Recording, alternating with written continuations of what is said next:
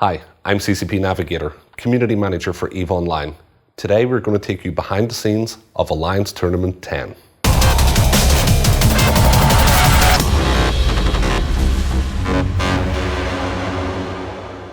Hi, my name is CCP Alice and my role for the Alliance Tournament is to design and build the two studio sets, the main set here and the commentator booth.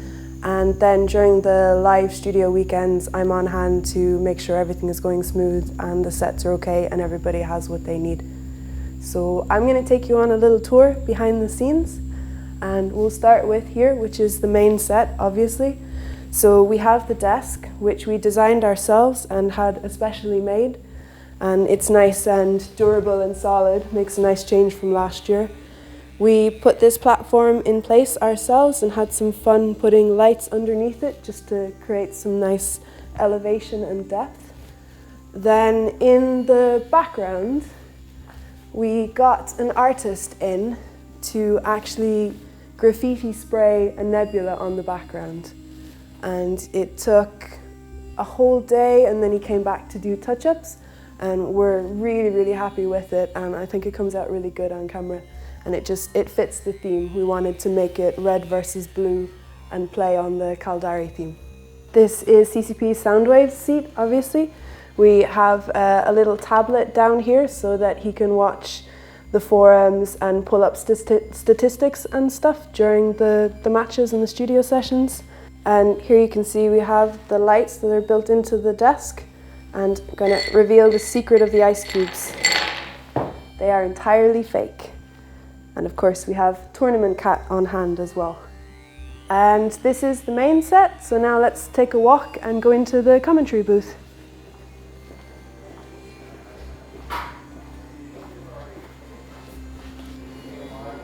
So this is the commentary booth. And here you can see we have the plexi from last year's set. So we decided to bring a little flavour from last year and use the plexi for the commentator booth. And we've been lucky this year because we've had a lot more space, so we could actually do something fun here. And this is where the guys are sitting when they're commentating on the matches, and there's a camera through the window there recording them. It's quite a comfy little space. I'm CCP Sunset. For Alliance Tournament 10, I've been working in the commentary booth with the experts that we've brought back this year and some new. Every year we have an Ask the Experts thread on the forum, and I try and field some interesting questions from that to bring to the experts and commentators that we have here. Hopefully that explains some of the bits and pieces for people who are watching on the stream and posting their questions over to us. Every year we try and have a variety of developer guests come over from CCP to talk about what they're working on, what they're going to be working on, new things that are coming through, all kinds of aspects of CCP and EVE Online. I'm CCP Loxy, and I'm the producer and director of EVE TV. We start planning the tournament about 4 months in advance. That's when we decide we're going to have one. We decide the dates. We immediately start looking for the commentators, experts. We start planning out the rule set that we're going to use, identify anything that we want to do better this year and we want to upgrade.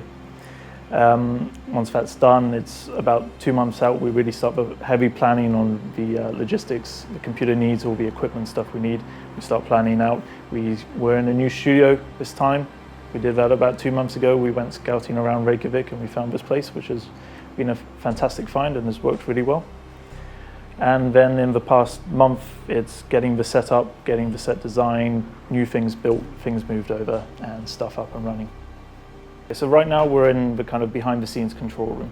So we have a set behind us and we have a commentary booth. And here we have the EVE camera PCs, the streaming PC, editing booth. Our referee also sits here. And then this is where we do all the vision mixing. We actually have 2 sound decks, because that's how many channels we actually have. We have this big vision mixer. I think we now have about 14 to 15 channels coming in. That's all the EVE cameras, the cameras in the studio. We have graphics, video playback, and so on.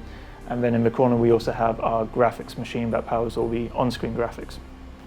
Hey folks, CCP Veritas for Alliance Tournament 10. Did a whole bunch of programming in support of the tournament. both this fancy new UI and a whole bunch of support tools to let the tournament run smoother and have less errors. When I was asked to get involved with the Alliance tournament, it was pretty much by CCP Srigs to help with the sort of procedural aspect of it. But once I got involved and got some time freed up to really commit myself to it, I approached CCP Loxy and asked if there was anything he wanted done as far as how the tournament actually gets presented. They had never been offered such a thing before. They were doing all of this kind of stuff in a separate graphics package that's more like regular compositing. So with the ability to grab information straight from the client and display it in a way that the normal client would, we were able to show a lot more things, like for instance, just the speed, name of the pilot, the health bars that you would normally see, but in a slightly more condensed format, so it's much easier to see how a team is doing. And then of course the battle feed in the middle, which is my pride and joy, which allows you to see the e-war effects and the logistics effects of a match. Being a relatively experienced EVE player, but mostly on the PvE side of things, watching the Alliance tournament, I was always a bit confused as to what was going on. So this is really just for my benefit, and hopefully some other people like it too. When Srigs approached me to help him have some kind of program to help run the tournament, the first thing obviously is I had to know how it was run in the past. And it was run with a referee or two, usually 4 GMs, and a database administrator. And so most of the things like the rules checks were database scripts that were being run on the live TQ database. We had 4 GMs primarily to keep track of where people were and move them around. And it's really, really easy to do those things with code. So I've taken all those jobs and replaced them with robots. So now we have the referee, Srigs, who basically just pushes buttons like a monkey. And then we have 2 GMs that are in touch with the teams in case there's any problems or anything like that. It's a much more streamlined approach, and it usually works. I am CCP Bro, and this year I am the stream manager. This year we decided to go with Own3D because in the past we've pretty much only been streaming the Alliance tournament to EVE players. And with such a high production quality show that we've been having, it's kind of a shame that other people can't discover EVE through the Alliance tournament. And that's why we really wanted to go with Own3D on this one, as they have in the past proven to be a really good stream provider for those large-scale events, streaming huge to 250,000 people for League of Legends, for instance, and offer us a lot of publicity for our broadcast, which has really been lacking in the past. So the stream problems we've been experiencing are not on Own3D's end, but rather related to hardware issues that cropped up when we were moving to this new studio. Like, we're streaming from an unfamiliar place, and there's a lot of variables that can go wrong. And we've been trying to troubleshoot everything we can, and hopefully should everything be fixed before next weekend. In the future, I really want to push out player streams, because as we've seen, as many people have seen possibly with Kill2's stream, when he reached over 1,100 viewers, streaming EVE is a lot of fun for the streamer and for the viewers. And having both players stream solo, PvP, big fleet fights, 0-0 roaming, and so on really opens up that aspect of the game to be experienced by players that might not want to go there while they're actually playing. So they might not want to lose that expensive ship they just bought, but they really want to learn how to fly it solo in 0-0. And that way they can experience exactly how to fly it by watching someone else do it. So my role in Alliance Tournament 10, what I do for the Alliance Tournament is essentially, aside from being a part of the team that kind of sits down and goes over the decisions and the rule changes and things of that nature, which is pretty much a group effort, when the tournament is going on, I'm actually in charge of, or responsible for administrating the matches. So I'm the one sitting in the center of the arena, invisible, telling people when to start the match, when to end the match, making sure that there's no funny business, making sure that people aren't, boundary violating or making sure the points total up correctly, things of that nature. This year we've done some things completely different. We've been able to get a programmer who's, to make a long story short, in essence, what we did at the beginning of the tournament was we sat down and made just a wish list of, what would we like the tournament to look like. Every year we read the forums and we read feedback and we read whatever else, and we're not always able to incorporate that into what it is we're doing. But I mean, there's really some glaringly obvious things. Like this year, what you'll see is the new, at the bottom of the match, there's a new UI showing what kind of E-War effects are going on, who's scrambled, who's getting nuded, what's the point value of the ship, how much armor does it have left, those types of things, which normally aren't incorporated into the UI. For the first time this year, we've been able to take that and get it rendered so that a viewer can see it. From the back end perspective, one of the things people have also noted in the past is that it takes us when we were doing it by hand, it takes us a long time to get a team to where they need to be. They need to be there super early. The fact that things in the past weren't scripted was problematic for us. So this year, what we have is essentially the client, for the most part, runs the whole tournament, from the moving people from the station to the counting down and actually starting the match. When a ship gets blown up, a point value is shot in the end in local, and when the match is over, the teams are told right in local what the actual point tallies for the match were. Really, it's hard to describe without showing it to you, but we've taken the job of, at a bare minimum, 2 people plus 4 to 6 GMs, and what was originally 8, down to a job of 1 person with 1 or 2 GMs at any given time. Boundary violations and excitement levels. I do get a little over animated just because as a person I'm an excitable lad, really high highs, really low lows. To give a little bit of perspective, it's not so much that I care about who's flying the ship, or I do get a little involved in what the ship is. It does give you a little extra oomph when it's something really expensive, but it's not so much about actually taking away other people's stuff when I get happy that a ship is going out of bounds. It's more, I'm sitting there all day staring at how far a ship is from something. I'm staring at numbers ticking up or ticking down.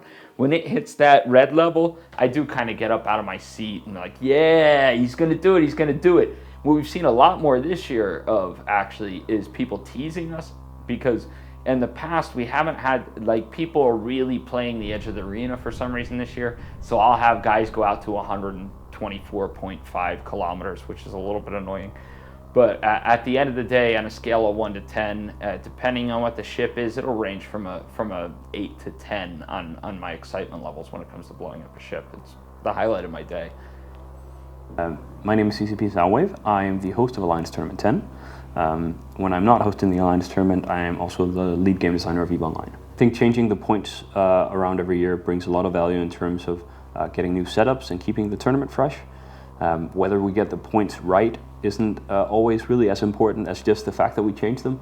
The worst thing we could ever have was 2 tournaments in a row with the same setups, so we try and switch it around just to get players thinking. I think it also keeps the quality of the tournament high when a good team has to show that they're continually good and didn't just find one lucky setup. So we always try and change it around.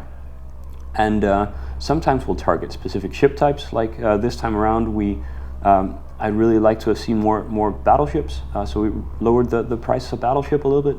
Regular T1 frigs as well, because they fit really well into a 12-man format compared to a 10-man format. So we'll just shuffle them around. I'm by no means looking for a perfect point value. So even though some of the values might have fit really well this year, we could probably change them up when next year comes around, just purely because we'll have a more exciting tournament if there's a new value system next year. Even the number of players. I mean, maybe take the tournament down to 8 players and just completely revamp the point from scratch next year. Who knows? I think it's super important that we see a lot of new teams come in every year. If I could have a fairly stable core of superstars that people can follow, and then maybe have some new underdogs come in every year, I think that'll be a perfect mix. This year we've seen just a higher quality of Alliance tournament. I think as the years go by, the field just gets tighter and tighter. For a while, it was just Bob being invincible, and then it was PL, and now the rest of EVE has kind of caught up. And last year there was probably 4 or 5 really good teams that could win it, and I think that field has been expanded to possibly 7 or 8 teams of kind of the same quality standard, which I think is why you don't see PL just walk through this tournament again. And I mean, that's even with Hydra and Outbreak out. I mean, if they were in, we'd be talking about maybe a top 10 teams that could realistically all win the tournament. So I think it's hugely important. I really hope that this top 10 or these really, really good teams keep going, and maybe we can cycle some of the less good teams out for new teams and let someone else give a shot. So it's super important that you have some turnaround on teams, and I think it's super important that other players get a chance to come in and compete. But it is getting much more difficult every year. The level of play is just going up.